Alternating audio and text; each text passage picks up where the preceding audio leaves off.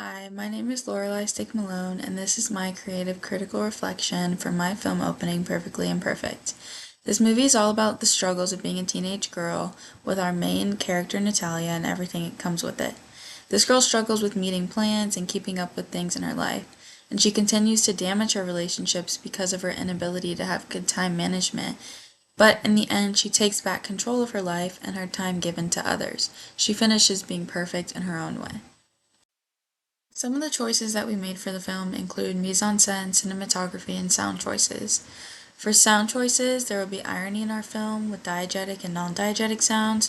For diegetic, when Natalia is leaving, her mom shouts at her to do the dishes, and she says that she'll get to it, but we all know that she's really never going to get to it because that's her personality.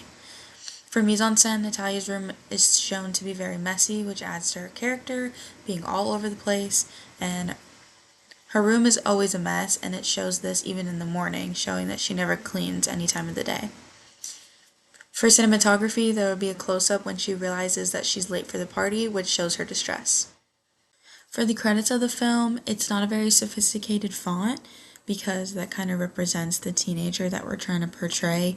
And you see a lot in these kinds of movies that they're typed out or scribbled out, and we use that in CapCut to make a transition between the text showing up on the screen. It's a very team-based movie, and you can tell through the costumes that we choose, being a very casual outfit that any teen nowadays would wear. There's a trend going around with flare leggings that Natalia's wearing. We also have clips of Natalia being very addicted to her phone, and she lets time slip away very easily, which is another theme when trying to show being a teenager in the 21st century. When choosing a production company, I looked for what the company focuses on and stood for when they make their movies. One company that stuck out to me was A24 because their goal is to create and distribute innovative, thought provoking, and impactful films for their audience. They like to challenge the status quo and inspire audiences worldwide. A24 really stuck with me because their goal really aligns with our film and wanting to create a meaning behind the actual film and get people thinking after they're done watching it. For distribution with the production company A24, our film will be released in theaters and stay there from 2 to 3 months before getting transferred to any digital distribution.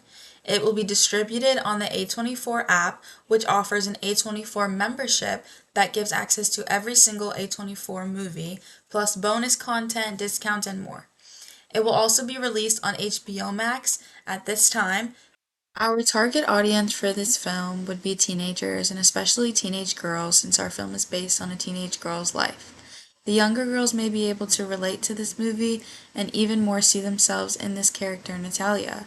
I believe that they would watch our film not only because it would entertain them with the comedic aspect, but they'll understand that not everybody is perfect and you're supposed to make mistakes when you're younger. They will learn that they still have growing to do, just like our main character, Natalia. Film Lady Bird, produced by A24, really matches our film and the themes that we carry along with it. Lady Bird follows a high school senior, and her nickname is Lady Bird, and she just goes through highs and lows trying to find who she really is and her identity. We were planning for the film, we threw around a lot of ideas and just found one that stuck. We both wanted to agree on a certain direction that we were going to take, and we narrowed it down to this one, especially because we're both two teenage girls and we thought we could relate to this film. When writing the script, we tried to get very detailed, and this really helped because in the filming process, we had so much involved in the script that we didn't even get to film it all. Directing was easy because me and Natalia saw the same things for our film opening. The only thing that took a while was getting the shots that we really wanted and coming up with ways to put things together to make it look very smooth. Editing was good. I did it all on my phone through CapCut. We also edited right after we filmed every single time to see what we needed to add and what we needed to readjust. One of the ways that we did mess up in our editing was we wanted a compilation of Natalia doing her makeup and getting ready and stuff, and it just looked very choppy, so we had to cut the whole entire thing. One of the ways that I became a better filmmaker from the beginning of the class was realizing how much time is actually put into making films, and I discovered better ways to make our films come to life. We finally talked about the whole process before filming, which is something that I didn't do with my music video or the Sweeting project, and this helped me and my partner fully understand what we were trying to convey in the film.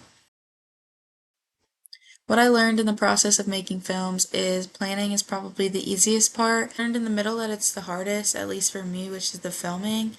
It's a hassle to get everybody together, and it's also a problem when you all have different ideas all at once and you just want to film on how you want it to look. I used to think that the process of filming would take less time than it actually does, and I just learned that to get everything the way you want it, you have to put in more time. The process at the end of making a film with editing and revising is pretty easy. I learned how to do it with whoever I'm working with because that way we can see it come to light, and if we need to fix anything, we can do it then and there. I developed practical skills in camera work, composition, and lighting, and I learned how to use these tools not just for the aesthetics of our film opening, but how to convey the meaning that we want. I've also become more confident in using CapCut and editing software and sound design to shape the final product and create emotion within our film. The camera that we used for the project was Natalia's iPhone 16 Pro to film on, our hands for most of the shots. Things I learned about using technology is utilizing the cinematography feature on the iPhone 16 instead of just using regular video because we figured out that all the clips come out a lot cleaner when we use that setting. We also figured out how to use CapCut. We learned how to cut clips and split them and delete them, but also how to add sound over our clips and how to fade them. There is a sound effect option and picked one that sounded like pushing on the gas very hard because we couldn't shoot that in real life. Thank you for listening to my creative critical reflection.